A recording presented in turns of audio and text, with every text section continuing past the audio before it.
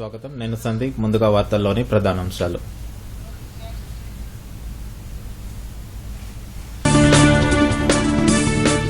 చెరకు రైతులకు శుభవార్త చెప్పిన కేంద్రం. ఎఫ్ఆర్పీని క్వింటాలకు ₹5 చొప్పున పెంచుతూ కేబినెట్ నిర్ణయం. సెప్టెంబర్ 5వ తేదీలోపు టీచర్లకు వ్యాక్సినేషన్ను పూర్తి చేయాలన్న కేంద్ర మంత్రి మన్సుఖ్ మాండవీయ. ఇందుకోసం 2 కోట్ల వ్యాక్సిన్ డోసులను అదనంగా అందుబాటులో ఉంచామని వెల్లడి. ప్రత్యక్ష తరగతులు ప్రారంభించనున్నందున ఆన్లైన్ తరగతులు ఉండవని మంత్రి సబితా ఇంద్రారెడ్డి స్పష్టీకరణ. శాటిలైట్ ఛానళ్ల ద్వారా ప్రసారం చేస్తున్న పాఠాలు యథాతథంగా కొనసాగుతాయని వెల్లడి. సైబరాబాద్ సిపి సజ్జనార్ బదిలీ. ఆర్టీసీ ఎండీగా నియామకం. సైబరాబాద్ సిపిగా స్టీఫెన్ రవీంద్రకు బాధ్యతలు. ఆజాదీ కా అమృత్ మహోత్సవ్ వేడుకల్లో భాగంగా హైదరాబాద్లో 2K రన్. వరంగల్లో స్వాతంత్ర సమరయోధుల చిత్రాలతో ఎగ్జిబిషన్. లీడ్స్ టెస్టులో 78 పరుగులకే టీమిండియా ఆల్అవుట్. కనీసం 2 అంకెల స్కోరును అందుకోలేకపోయిన 7 ఆటగాళ్లు. రాష్ట్ర వ్యాప్తంగా మరో 3 రోజుల పాటు ఓ మోస్తారు నుంచి భారీ వర్షాలు కురిసే అవకాశం. పలు జిల్లాల్లో ఉరుములు మెరుపులతో జడివానలు కురుస్తాయన్న హైదరాబాద్ వాతావరణ శాఖ. కరోనా మహమ్మారిని అరికట్టేందుకు ప్రతి ఒక్కరూ తప్పనిసరిగా మాస్క్ ధరించాలి. భౌతిక దూరం పాటించాలి. తరచూ చేతులు కడుక్కోవాలి. వ్యక్తిగత శుభ్రతను పాటించాలి. అర్హత ఉన్న వారందరూ తప్పనిసరిగా వ్యాక్సిన్ వేయించుకోవాలి.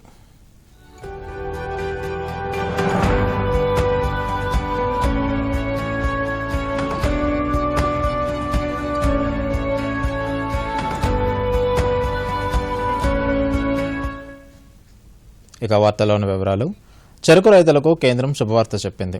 క్వింటాలు చెరుకుకు ₹290 లాభదాయక ధర ఇచ్చేందుకు కేంద్ర మంత్రివర్గం ఆమోదం తెలిపింది.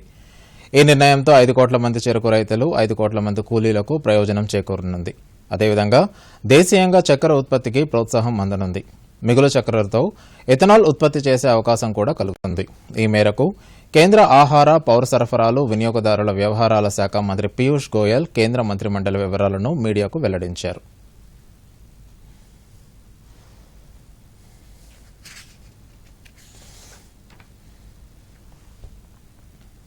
कैबिनेट की बैठक में माननीय प्रधानमंत्री नरेंद्र मोदी जी के नेतृत्व में साधारणतः एक प्रमुख फैसला हुआ, जिसमें fair and remunerative price FRP जो शुगर केन पे दिया जाता है उसको बढ़ाकर अब ₹290 प्रति क्विंटल करने का निर्णय लिया गया, जो 10% रिकवरी के ऊपर आधारित होगा. कि 9.5% से कम अगर किसी किसान का रिकवरी होती है तो 9.5% पे ही आधारित उनको ₹275.50 प्रति क्विंटल उनको भी मिलेगा, अगर 9.5% से नीचे भी हो तो. खुशी की बात यह है कि हमारे देश के किसानों ने अब काफी रिकवरी बढ़ाने का काम देश भर में किया है. आधुनिक टेक्नोलॉजीज इस्तेमाल करना, नए प्रैक्टिसेस को और बड़े रूप में लागू करके अब हम सभी देश भर में देख रहे हैं कि रिकवरी सुधर रही है. शुगर केन के जो रिकवरी शुगर और बाकी चीजों में होती है. साथ ही साथ पिछले वर्ष एक्सपोर्ट भी रिकॉर्ड हुआ है. लगभग 70 लाख टन का एक्सपोर्ट के कॉन्ट्रैक्ट्स हो चुके हैं, जिसमें 55 लाख टन तो ऑलरेडी एक्सपोर्ट हो चुके हैं, 15 लाख टन पाइपलाइन में है. సెప్టెంబర్ 5వ తేదీలోపు అన్ని రాష్ట్రాల్లోని పాఠశాల టీచర్లకు టీకాలు ఇవ్వాలని కేంద్ర ఆరోగ్య శాఖ మంత్రి మన్సుఖ్ మాండవీయ సూచించారు.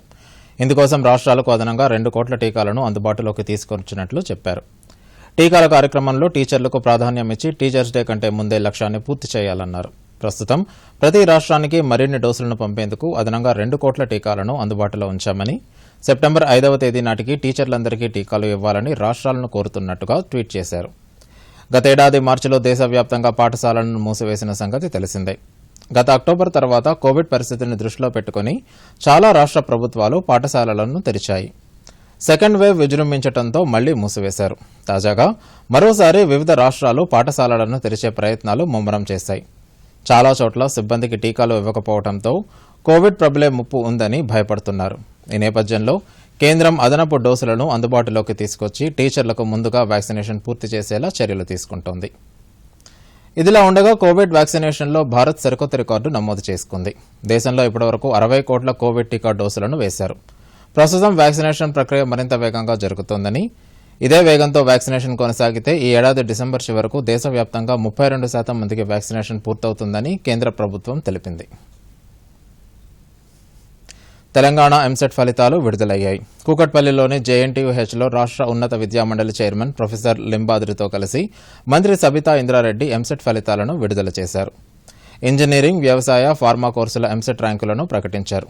ఇంజనీరింగ్లో 82.07% విద్యార్థులు, అగ్రికల్చర్ మెడిసిన్లో 98.48% మంది విద్యార్థులు అర్హత పొందారు. ఇంజనీరింగ్ ప్రవేశాల కౌన్సిలింగ్ మొదటి విడత ఈ నెల 30న ప్రారంభమవుతుందని మంత్రి సబితా ఇంద్రారెడ్డి తెలిపారు. సర్టిఫికెట్ల వెరిఫికేషన్ ఈ నెల 30 నుంచి సెప్టెంబర్ 9 వరకు ఆన్లైన్లో స్లాట్ బుక్ చేసుకోవాలని తెలిపారు. సెప్టెంబర్ 4 నుంచి 11వ తేదీ వరకు ధ్రువపత్రాలను పరిశీలిస్తున్నామని తెలిపారు. సెప్టెంబర్ 15న మొదటి విడత సీట్లను కేటాయిస్తామన్నారు. మిగిలిన సీట్లను బట్టి రెండో విడత కౌన్సిలింగ్ షెడ్యూల్ను ప్రకటిస్తామన్నారు. ఇంజనీరింగ్ కౌన్సిలింగ్ ముగిసిన తర్వాత వ్యవసాయ, ఫార్మా కోర్సుల కౌన్సిలింగ్ నిర్వహిస్తామని తెలిపారు.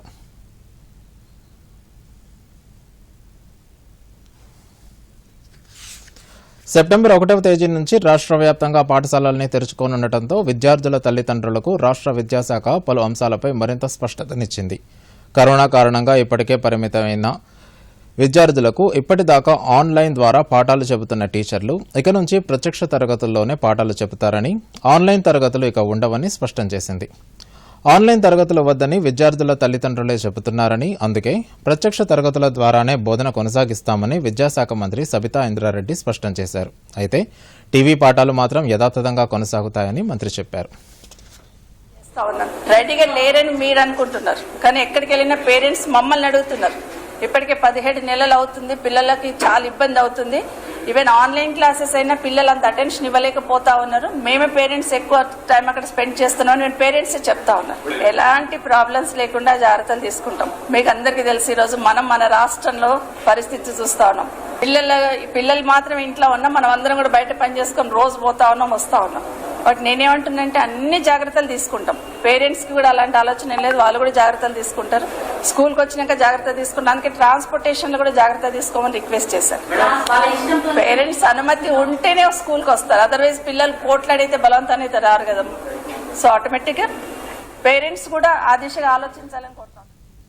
సెప్టెంబర్ 1వ తేదీ నుంచి కేజీ నుంచి పీజీ వరకు అన్ని రకాల విద్యాసంస్థలు ప్రత్యక్ష తరగతులు ప్రారంభించాలని ప్రభుత్వం ఇచ్చిన ఆదేశాల మేరకు ఖమ్మం జిల్లా విద్యాశాఖ, వైద్యశాఖ, విద్యుత్, irrigation, mission Bhagiratha, SC, ST, BC, సాంఘిక సంక్షేమ శాఖల ఉన్నతాధికారులతో రాష్ట్ర రవాణా శాఖ మంత్రి పువ్వాడ అజయ్ కుమార్ ఖమ్మంలో సమీక్షా సమావేశం నిర్వహించారు. ఈ సందర్భంగా మాట్లాడుతూ ప్రతి పాఠశాలలో శానిటైజేషన్, త్రాగునీరు, టాయిలెట్స్తో పాటు అన్ని వసతులు సమకూర్చాలని అధికారులను ఆదేశించారు.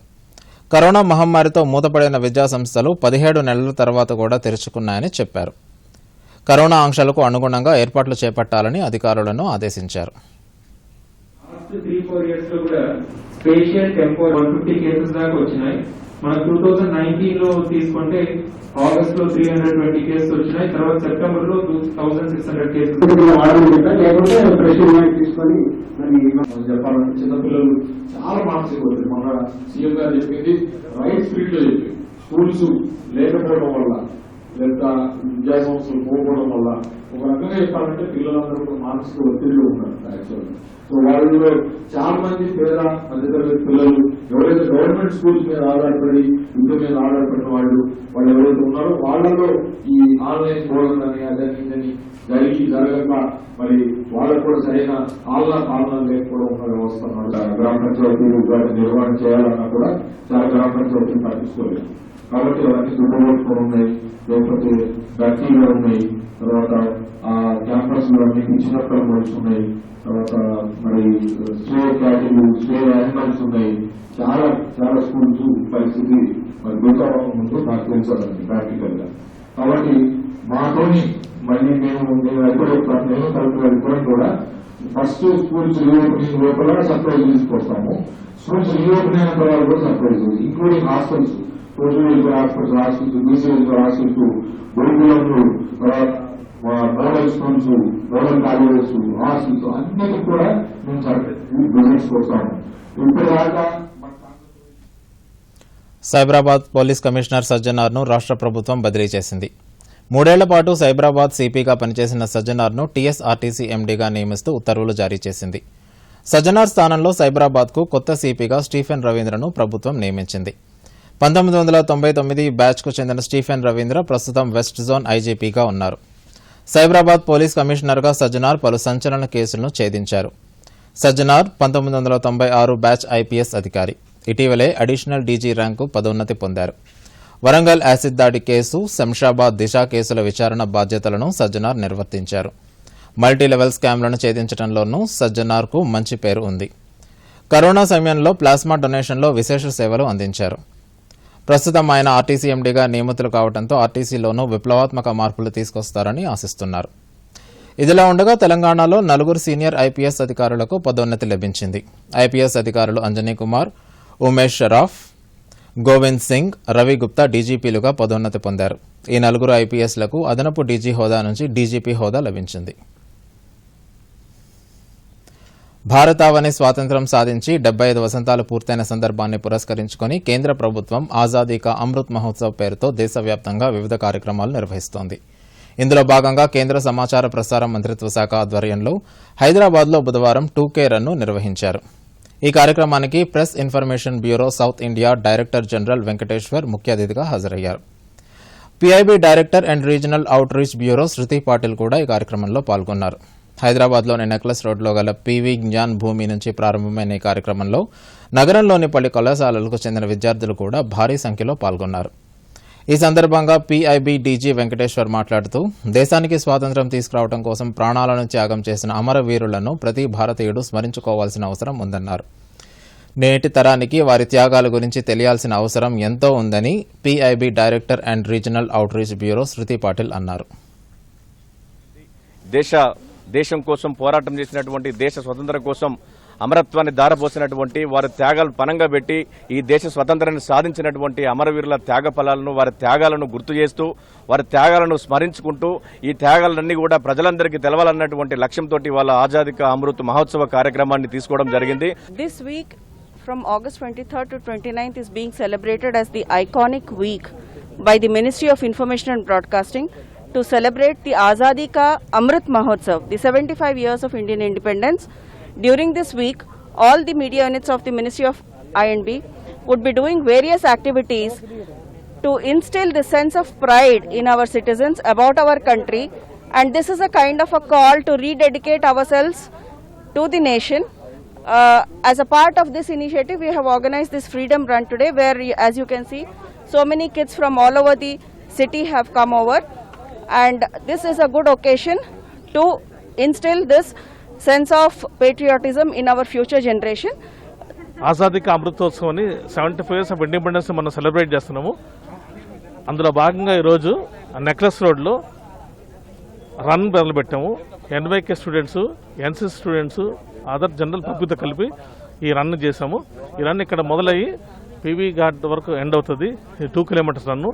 దీనిలో అందరూ పార్టిసిపేట్ చేయాలని నేను కోరుకుంటున్నాను.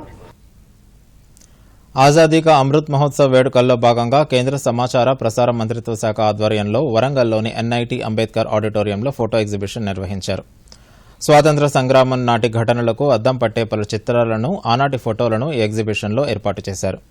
3 రోజుల పాటు నిర్వహించనున్న ఎగ్జిబిషన్ను NIT director Ramana Rao, Hanamkonda DRO Vasu Chandra ప్రారంభించారు. ఈ సందర్భంగా NIT డైరెక్టర్ రమణారావు మాట్లాడుతూ స్వాతంత్ర సమరయోధుల త్యాగాలను ఈ తరానికి తెలియజేసేలా కేంద్ర ప్రభుత్వం చేస్తున్న ఈ ప్రయత్నం ఎంతో గొప్పదన్నారు. హన్మకొండ DRO వాసు చంద్ర మాట్లాడుతూ స్వాతంత్ర సమరయోధుల పోరాటాల గురించి తెలుసుకోవడానికి ఈ ఫోటో ఎగ్జిబిషన్ ఎంతగానో ఉపయోగపడుతుందని, నేటి తరం యువతలో స్ఫూర్తి నింపుతోందన్నారు. NIT రిజిస్ట్రార్ గోవర్ధన్ రావు మాట్లాడుతూ ఈ తరం యువతకు అప్పటికి స్వాతంత్ర పోరాటం గురించి చాలా తక్కువ తెలుసునని, ఇటువంటి ప్రయత్నాలు యువతలో దేశభక్తిని పెంపొందిస్తాయన్నారు. What is the history of India? And ఇది ఒక మంచి అవకాశం మన యంగ్ జనరేషన్స్కి మన హిస్టరీ గురించి తెలుసుకోవడం. గవర్నమెంట్ ఆఫ్ ఇండియా కూడా దండి మార్చ్తో ప్రైమ్ మినిస్టర్ మోదీ గారు మొన్న రీసెంట్గా 2020లో ఈ 2019 అనుకుంటే స్టార్ట్ చేసిండు. ఇది 1 year సెలబ్రేషన్.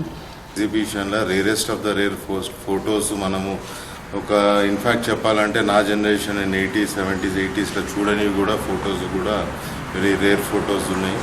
ఆ పీరియడ్లో స్ట్రగుల్ అయినప్పుడు, ఇండిపెండెన్స్ అప్పుడు అండ్ దండి మార్చు అవన్నీ కూడా ఫొటోస్ ఈ ఆల్బంలో ఈ ఫోటో ఎగ్జిబిట్ గ్యాలరీలో పెట్టడం జరిగింది. దీనివల్ల ఈ రేర్ ఫోటోస్ ఇప్పుడు మన ఎన్ఐటి రిజిస్టర్ గారు చైర్మన్ గారు చెప్పినట్టు ఈ ఫొటోస్ ఇక్కడ పర్మనెంట్గా ఆల్బమ్ లాగా లేకుంటే ఒక గ్యాలరీ లాగా పెడితే కూడా అందరికి కూడా స్టూడెంట్స్కి కూడా అవేర్ ఉంటుంది. ఈ జనరేషన్ వాళ్ళకు కూడా తెలుస్తుంది ఆ పీరియడ్లో ఇండిపెండెన్స్కి ఎంత స్ట్రగుల్ అయ్యేసి వస్తే మనం ఈ 75th ఇండిపెండెన్స్ డేస్ మనం సెలబ్రేట్ చేసుకోవడం జరుగుతుంది. కాబట్టి ఈ ఆర్గనైజ్ చేసిన ఆర్గనైజర్స్కి and government of India and state గవర్నమెంట్కి ఐ వెరీ మచ్ థ్యాంక్ఫుల్ అండి. స్వాతంత్రాన్ని వాళ్ళు పూర్తిగా వినియోగించుకోకుండా ఈ డెమోక్రటిక్ వాల్యూస్ అని లేనప్పుడు ఎంత అనిశ్చిత పరిస్థితి ఉన్నదో మనం చూస్తున్నాం. అదే చూసినట్లయితే భారతదేశం ఎంత గొప్పగా అభివృద్ధి చెందుతుంది అన్నది మనందరి మన వీళ్ళ కాంట్రిబ్యూషన్స్ వల్ల జరుగుతుంది. సో ఈ జనరేషన్స్కి పర్టికులర్లీ మన స్వాతంత్రం ఎట్లా వచ్చింది, ఎంతమంది మహనీయులు కష్టపడారనే గురించి అవగాహన కల్పించినప్పుడే. పెద్దపల్లి జిల్లాలో దూరదర్శన్ న్యూస్ రిపోర్టర్గా పనిచేస్తున్న వేముల రమణయ్య కోవిడ్ మహమ్మారి బారిన పడి ఈ మధ్యాహ్నం మృతి చెందారు. రమణయ్య వయసు 51 సంవత్సరాలు. రామగుండం మండలం వీర్లపల్లి గ్రామానికి చెందిన రమణయ్య వృత్తిరీత్యా గోదావరి ఖనిలో స్థిరపడ్డారు. 15 రోజుల క్రితమే రమణయ్య తండ్రి చనిపోయారు. ఆ సమయంలోనే రమణయ్య కోవిడ్ బారిన పడ్డారు. కరీంనగర్లోని ఒక ప్రైవేట్ ఆసుపత్రిలో వారం రోజుల పాటు చికిత్స తీసుకుని కోలుకున్నారు. ఆక్సిజన్ లెవెల్స్ తగ్గడంతో తిరిగి 2 రోజుల క్రితం ఆసుపత్రిలో చేరి చికిత్స పొందుతూ ఈ మధ్యాహ్నం మృతి చెందారు. మృదు స్వభావి అయిన రమణయ్య అందరితో కలివిడిగా ఉండేవారు. ఇంతలోనే ఇలా జరగటం సహచరులను కన్నీరు మున్నీరు చేస్తోంది. మనిషి ఆరోగ్యంగా ఉండటానికి రకరకాల పరీక్షలు చేయించుకుంటాడు. పరీక్షల్లో వచ్చిన రిపోర్టుల ఆధారంగా అవసరమైన మందులు వాడుతూ ఆరోగ్యవంతుడిగా మారతారు. ఇదే సూత్రం భూమికి కూడా వర్తిస్తుంది. భూసార పరీక్షలు చేసి లోపాలను నివారించడానికి అవసరమైన పోషకాలను, ఎరువులను వాడటం ద్వారా భూమిని కూడా తిరిగి సారవంతం చేయవచ్చు. ఇదే లక్ష్యంతో కేంద్ర ప్రభుత్వం ప్రారంభించిన సాయిల్ హెల్త్ కార్డ్ పథకం అన్నదాతలకు వరంగా మారింది. మరిన్ని వివరాలు. ఆరుగాలం శ్రమించినా ఆశించిన స్థాయిలో దిగుబడి రాకపోవటానికి, పంటకు రకరకాల చీడపీడలు ఆశించటానికి ఎన్నో కారణాలు ఉండొచ్చు. ముఖ్యంగా పోషకాల లోపం ప్రధాన సమస్య కావచ్చు.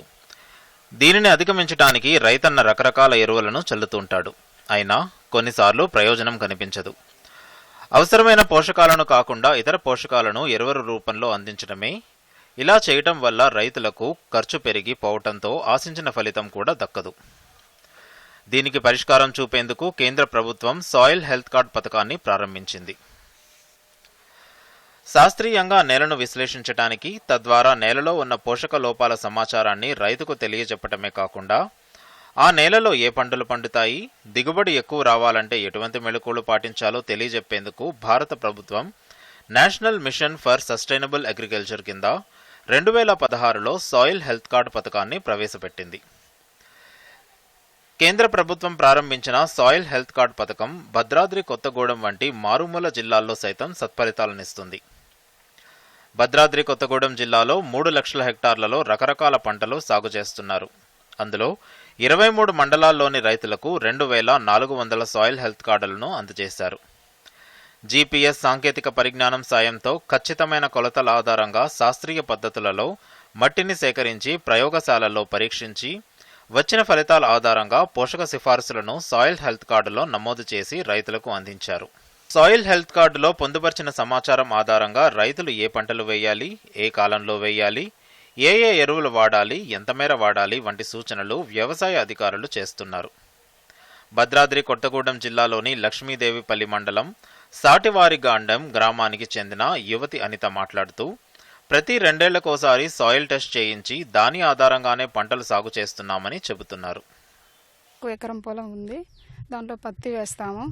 మేము ప్రతి సంవత్సరం భూసార పరీక్ష చేయించుకుంటాం. తద్వారా సిఫారు మేరకు ఎరువులు వాడుచున్నాము. దీనివల్ల మాకు పెట్టుబడి ఎరువులు తగ్గి పంటలు దిగుబడి పెరుగుతుంది. కేంద్ర ప్రభుత్వం ద్వారా సాయిల్ హెల్త్ కార్డు ఇవ్వడం మాకు చాలా సంతోషకరంగా ఉంది. భూసార ప్రయోగశాల వ్యవసాయ అధికారి రామారావు మాట్లాడుతూ రైతులు అనవసర ఎరువులను వాడే అవసరం తగ్గుతుందన్నారు. ఏ పంట సాగుకు అనుకూలమో గుర్తించి వాటినే సాగు చేయటం వల్ల నష్టాలు వచ్చే అవకాశాలు తగ్గుతాయన్నారు.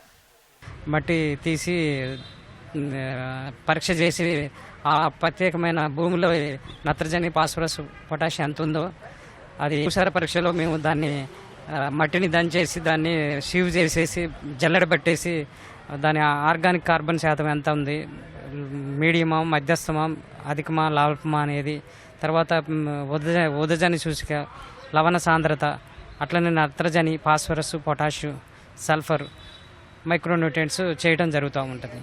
దీనివల్ల ఏంటంటే సెంట్రల్ గవర్నమెంట్ స్కీమ్ ఏంటంటే రైతులు అధిక పెట్టుబడి పెట్టి యూరియాలకి, ఫాస్ఫరస్, డిఏపికి, పొటాష్కి ఎక్కువ కెమికల్స్ వాడుతున్నారు కాబట్టి రసాయన ఎరువులు భూమిలో ఎంత ఉంది, ఆ పర్టికులర్ పంటకి ఎంత కావాలో అంతే వేసుకోవడానికి అని చెప్పేసి ఇక్కడ పరీక్ష చేసిన దాన్ని బట్టి సిఫార్సు మేరకు వాడి రైతులు ఖర్చును తగ్గించుకొని రసాయన ఎరువులను తగ్గించుకొని అవసరం మేరకే సిఫార్సు మేరకే వేస్తారనే ఉద్దేశంతో సెంట్రల్ గవర్నమెంట్ స్కీము ప్రవేశపెట్టడం జరుగుతుంది. మండల వ్యవసాయాధికారి రాకేష్ మాట్లాడుతూ ఇప్పటిదాకా 631 మంది రైతులకు సాయిల్ హెల్త్ కార్డులు అందజేశామని, రకరకాల అవగాహన కార్యక్రమాలు కూడా ఏర్పాటు చేసి రైతుకు అండగా ఉంటున్నామని చెబుతున్నారు. ఎక్కువగా ఆదివాసీలు, నెక్స్ట్ అలాగనే ఎస్టీ ఫార్మర్స్ ఎక్కువగా ఉన్నటువంటి విలేజెస్, వాటిని మేము 3 గ్రామాలను తీసుకొని వాటిని పైలట్ ప్రాజెక్ట్ కింద పూర్తి చేశాము. ఈ భూసార పరీక్ష ఫలితాల ప్రకారం రైతుల్ని మీటింగ్స్ పెట్టి చాలా మోటివేట్ చేయడం జరిగింది. దానికి అనుగుణంగానే చాలామంది రైతులు ఒకటేసారి కాకపోయినా కొంతమంది రైతులు అవగాహన కలిగినటువంటి రైతులందరూ కూడా ఈ భూసార పరీక్ష ఫలితాలను ఆ కార్డ్స్ని అనుసరించి వాళ్ళు ఎరువుల్ని తగ్గించడం, ఎరువుల వాడకాన్ని తగ్గించడం, అలాగనే కొన్ని సేంద్రియ పద్ధతులకు అలవాటు పడటం జరిగింది. ఎక్కువగా మా మండలంలో వచ్చేసి భాస్వరం అనేది ఎక్కువగా ఉంది. ఆ నెలల్లో వాటిని కాంప్లెక్స్ ఎరువుల్ని తగ్గిమని మేము వారిని రైతులను కోరటం జరిగింది. Bureau report, Doordarshan news. Petrol, diesel ధరల విషయంలో దేశ ప్రజలు త్వరలో శుభవార్త వింటారని కేంద్ర మంత్రి హర్దీప్ సింగ్ పూరి ఆశాభావం వ్యక్తం చేశారు. రానున్న కొద్ది నెలల్లో పెట్రోల్ ధరల భారం నుంచి ఉపశమనం పొందే అవకాశం ఉందన్నారు. అంతర్జాతీయంగా చమురు ధరలు నెమ్మదిగా దిగొస్తున్నాయని కేంద్ర పెట్రోలియం, సహజ వాయువు శాఖ మంత్రి తెలిపారు. పెట్రోల్ ధరల అంశాన్ని ప్రభుత్వం అత్యంత సున్నితమైనదిగా భావిస్తోందని స్పష్టం చేశారు. ఇంధనాలపై సుంకాల పెంపును ప్రతి మంత్రి సమర్థించుకున్నారు. లీటర్ పెట్రోల్పై ప్రభుత్వం 32 రూపాయల మేర ఎక్సైజ్ సుంకాన్ని విధిస్తుందని, తద్వారా సమకూరిన డబ్బును ఉచిత రేషన్, టీకా కార్యక్రమం, వివిధ సంక్షేమ పథకాల కోసం వినియోగిస్తుందని హర్దీప్ సింగ్ చెప్పారు. సిక్కు మతంలో గురు గ్రంథ్ సాహిబ్కు విశిష్ట స్థానం ఉంది. సిక్కు మతస్థులు ఆ గ్రంథాలను అత్యంత పవిత్రంగా చూస్తారు. ఆ గ్రంథాలను బ్రతికి ఉన్న గురువులుగా వాళ్ళు భావిస్తారు. ఆ గ్రంథాల్లో ఉన్న గుర్బానీలు అంటే 10 మంది సిక్కు గురువుల బోధనలు, సూత్రాలు ఆ పవిత్ర గ్రంథాల్లో ఉంటాయి. సిక్కు మత వ్యవస్థాపకుడు గురు నానక్ దేవ్ బోధనలు కూడా ఆ గ్రంథాల్లో నిక్షిప్తం అయ్యాయి. అయితే ఆఫ్ఘనిస్తాన్లో తాలిబాన్ల పైశాచకం పెరిగిపోవడంతో అక్కడ ఉన్న 3 స్వరూపాలు కేంద్ర ప్రభుత్వం చొరవతో భారత్కు చేరాయి. ప్రత్యేక విమానంలో 3 పవిత్ర గ్రంథాలతో పాటు ఆ దేశంలో చిక్కుకుపోయిన 46 మంది సిక్కులను భారత ప్రభుత్వం స్వదేశానికి తీసుకువచ్చింది. 16వ శతాబ్దానికి చెందిన ఈ పవిత్ర గ్రంథాలు భారత్కు చేరగానే కేంద్ర మంత్రి హర్దీప్ సింగ్ పూరి స్వయంగా విమానాశ్రయానికి వెళ్లి వాటిని తలపై పెట్టుకుని విమానాశ్రయం బయటకు వచ్చారు. కాగా సిక్కుల పవిత్ర గ్రంథాలను రక్షించడానికి భారత ప్రభుత్వం చూపిన చొరవపై ప్రధానమంత్రి నరేంద్ర మోదీపై సిక్కులు ప్రశంసలు కురిపిస్తున్నారు. హైదరాబాద్లోని అఫ్జల్గంజ్లో గల గురుద్వారా ప్రబంధక్ కమిటీ సభ్యులు, ప్రెసిడెంట్, సెక్రటరీ ప్రధానమంత్రి నరేంద్ర మోదీకి ప్రత్యేక కృతజ్ఞతలు తెలిపారు. Who were stuck in Afghanistan. Only India is the country which has made such great efforts to make sure that the passage has been very safe, and the kind of difficulties people are facing in Taliban in Afghanistan, we can, there is no end to imagine how difficult it is now to reach the airport also. And we have also got Sri Guru Granth Sahib Ji Maharaj, which is the Swarup of Sikhism, and 3 Guru Granth Sahibs have been come, and 25 Sikh people have been yesterday brought to India. Khalsa, Vaheguru Ji ki Fateh. I, on behalf of all the Sikh community and the people of Telangana, thank Sri Narendra Modi Ji, our Honorable Prime Minister of India, for bringing our holy book, that's the Guru Granth Sahib Ji, with full respect and safely back to India from Kabul, which is seeing a very heavy turmoil there. And I thank personally on behalf of the people of India, Sikh community, and for helping the Sikhs out and other community people out from there and helping them to settle down in India. Narendra Modi ji का जिन्होंने इस स्थिति में कई भारतीयों को काबुल से हिंदुस्तान लाया, उनकी सेफ्टी देखिए, बल्कि हमारे सिख कौम के लिए गुरु ग्रंथ साहब जी, जो इसके बड़ी और कोई ग्रंथ नहीं, हम 10 गुरुओं के बाद गुरु ग्रंथ साहब जी को ही मानते हैं, उनकी सेफ्टी देखते हुए, उनको मान मर्यादा देखते हुए काबुल से हैदराबाद लाए। हमारे सिख सोसाइटी हैदराबाद से करना, बल्कि पूरी विश्व की सिख सोसाइटी श्री नरेंद्र मोदी जी का तहे दिल से धन्यवाद करती है। श्री नरेंद्र मोदी जी का, श्री हरदीप सिंह पुरी जी का तहे दिल तो धन्यवाद करता हूँ, सेंट्रल गवर्नमेंट जी का, जिन्होंने इस दुख की घड़ी में, इस बड़े संकट के दौर में जो सिख समुदाय, हिंदू समुदाय सबकी मदद की है, मैं उनका तहे दिल तो धन्यवाद करता हूँ। पूरे देश में सिख कम्युनिटी के लिए गर्व का विषय है, जो कि नरेंद्र मोदी जी ने हमारे गुरु ग्रंथ साहिब जी को जो सेफली हिंदुस्तान से लेकर आए। ऐसा लगता है गुरु महाराज की सीधा आशीर्वाद है हमारे हिंदुस्तान पर, जो गुरु ग्रंथ साहिब जी को आज हिंदुस्तान लेकर आया गया है इतनी कठिन परिस्थितियों में भी। తాలిబాన్ల వశమైన ఆఫ్ఘనిస్తాన్ నుంచి భారతీయుల తరలింపు కొనసాగుతోంది. ఆ దేశంలోని దౌత్య సిబ్బందితో పాటు భారతీయ పౌరులను తరలించే ప్రక్రియను కేంద్రం మరింత వేగవంతం చేసింది. అక్కడ రాయబార కార్యాలయాన్ని మూసివేసిన భారత్ కార్యాలయంలోని సిబ్బంది మొత్తాన్ని స్వదేశానికి తీసుకొచ్చింది. మిగతా భారతీయ పౌరులను కూడా స్వదేశానికి తీసుకొచ్చేందుకు ప్రయత్నాలను మరింత ముమ్మరం చేసింది. ఇప్పటికే 2 దఫాలుగా కాబూల్ నుంచి దౌత్య సిబ్బంది, భారతీయ పౌరులను తీసుకొచ్చిన కేంద్రం మిగతా వారిని తీసుకొచ్చేందుకు అక్కడి సిబ్బందితో జరిపిన చర్చలు ఫలప్రదం అయ్యాయి. కేంద్ర ప్రభుత్వం చూపుతున్న చొరవతోనే తమ వారంతా ప్రాణాలతో తిరిగొస్తున్నామని చెబుతున్నారు. जिस तरह से मुंतखिली के लिए हुकूमत हिंद ने इक़दाम किए हैं वो काबिल क़दर हैं और उसका खैर मकदम करना चाहिए।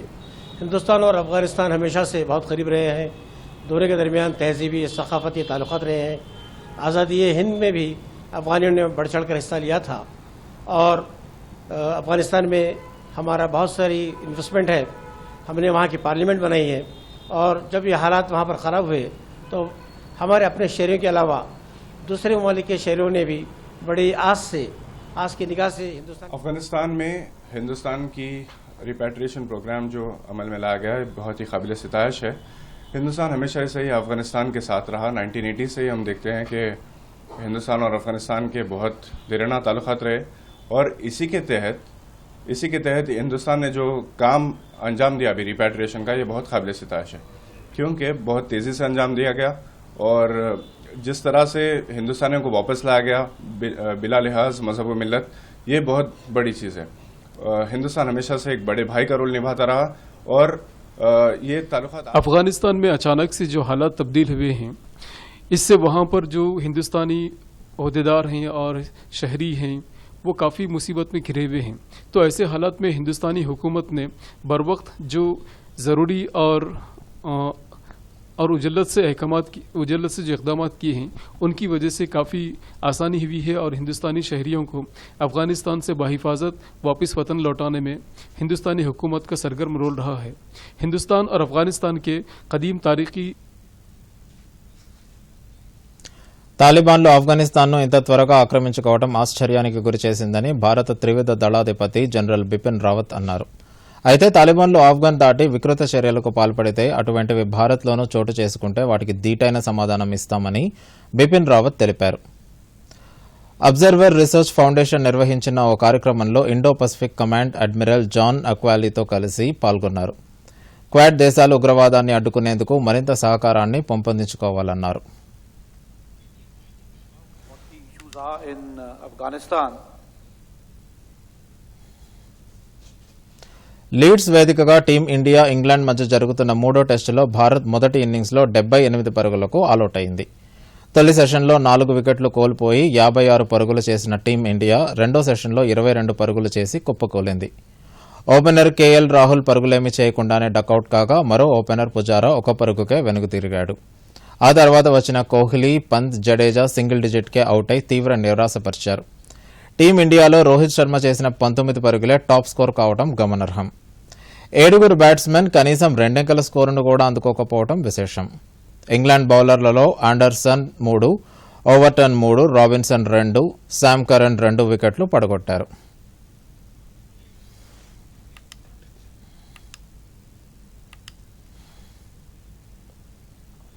రాష్ట్ర వ్యాప్తంగా మరో 3 రోజుల పాటు భారీ వర్షాలు కురిసే అవకాశం ఉందని హైదరాబాద్ వాతావరణ కేంద్రం తెలిపింది.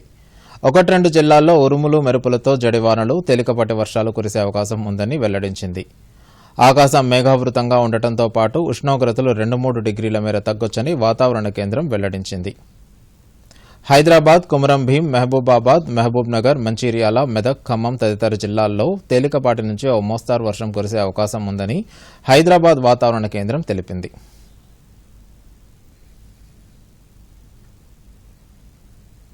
ఇక ముఖ్యాంశాలతో వార్తలను ముగిద్దాం. నమస్కారం.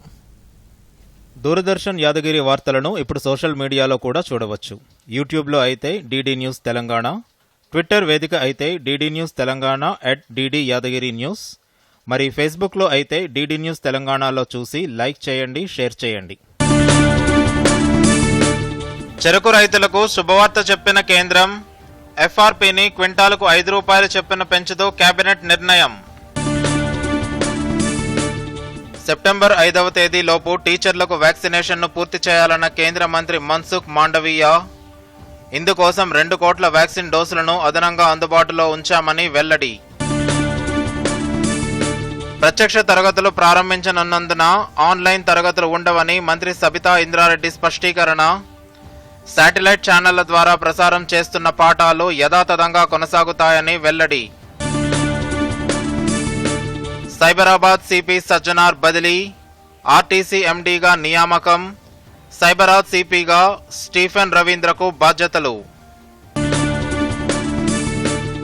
ఆజాదీ కా అమృత్ మహోత్సవ్ వేడుకల్లో భాగంగా హైదరాబాద్లో 2K రన్. వరంగల్లో స్వాతంత్ర సమరయోధుల చిత్రాలతో ఎగ్జిబిషన్. లీడ్స్ టెస్టులో 78 పరుగులకే టీమిండియా ఆల్అవుట్. కనీసం 2 అంకెల స్కోరును అందుకోలేకపోయిన 7 ఆటగాళ్లు. రాష్ట్ర వ్యాప్తంగా మరో 3 రోజుల పాటు ఓ మోస్తారు నుంచి భారీ వర్షాలు కురిసే అవకాశం. పలు జిల్లాల్లో ఉరుములు మెరుపులతో జడివానలు కురుస్తాయన్న హైదరాబాద్ వాతావరణ శాఖ.